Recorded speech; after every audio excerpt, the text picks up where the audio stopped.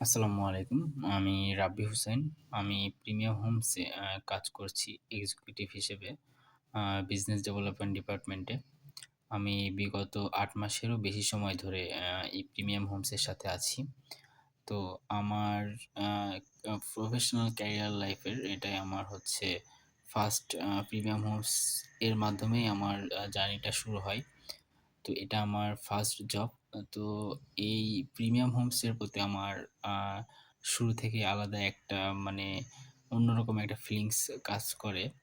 আ তো premium হোমসে join করার আগেও আমি হচ্ছে যিনি আমাদের সম্মানিত সিইও স্যার আছেন, উনার ফেসবুক পেজ অথবা উনার অনেক ভিডিও ছিল। আ আ পাশাপাশি উনাকে হচ্ছে উনার যে প্রিমিয়াম হোমসের পেজ ছিল, তো ওইখানে আমি উনাকে ফলো করতাম, উনার ভিডিওগুলো দেখতাম।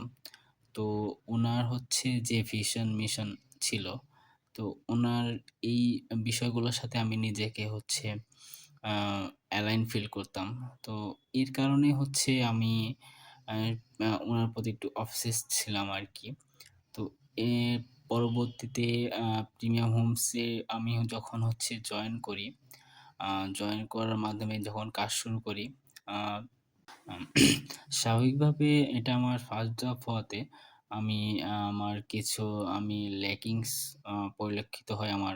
আমি নিজেই উপলব্ধি করতে পারি। যেমন একটা কথা বলি, আমার কনফিডেন্সের আমি ঘাটতি দেখতে পাই শুরুতেই। পাশাপাশি অনেক হার্ড স্কিল, সফট স্কিলও আমার ল্যাকিংস আছে।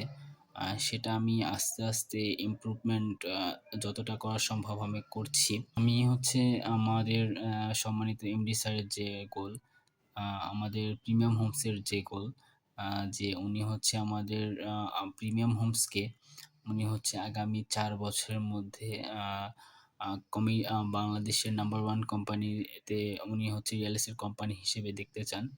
শুধু নামে না, উনি হচ্ছে ইন টার্মস অফ কোম্পানির ট্রাস্ট, কমিটমেন্ট যাতে ক্লায়েন্টরাই আমাদের নাম্বার 1 বলে। আ যে বিষয়টা তিনি উল্লেখ করেছেন, আমিও এই বিষয়গুলোকে ওন করি। যাতে আমরা সত্যিই আগামী ৪-৫ বছরের মধ্যেই আমরা এই লক্ষ্যমাত্রাটাতে যাতে অর্জন করি।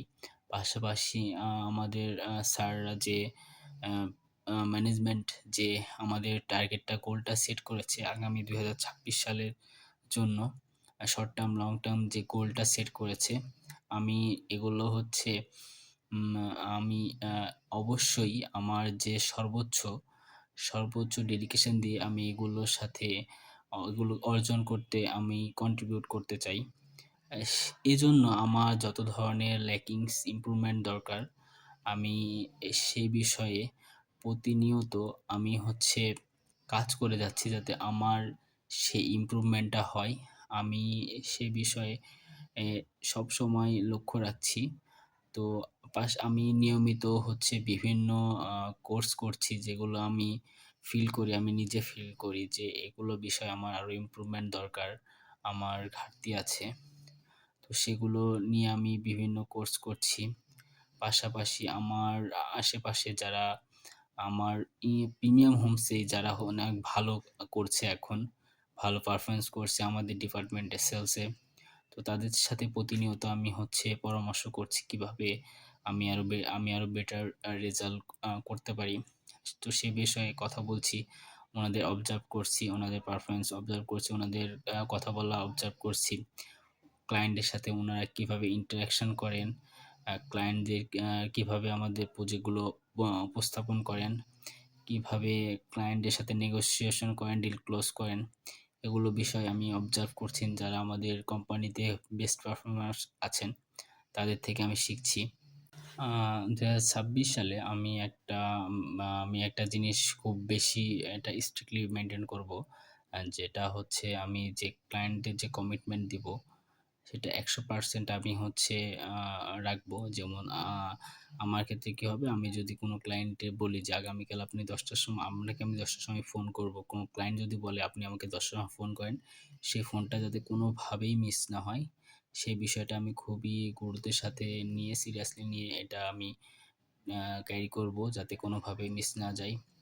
আ ক্লায়েন্টের যে আমাকে প্রতিটা ক্লায়েন্টকেই আমি সমানভাবে সমান চোখে দেখেই আমি হচ্ছে ওনাদের সাথে ডিল করব বিষয়গুলো, যাতে আমার এগেইনস্টে কোনো ক্লায়েন্ট কমপ্লেন না করতে পারে।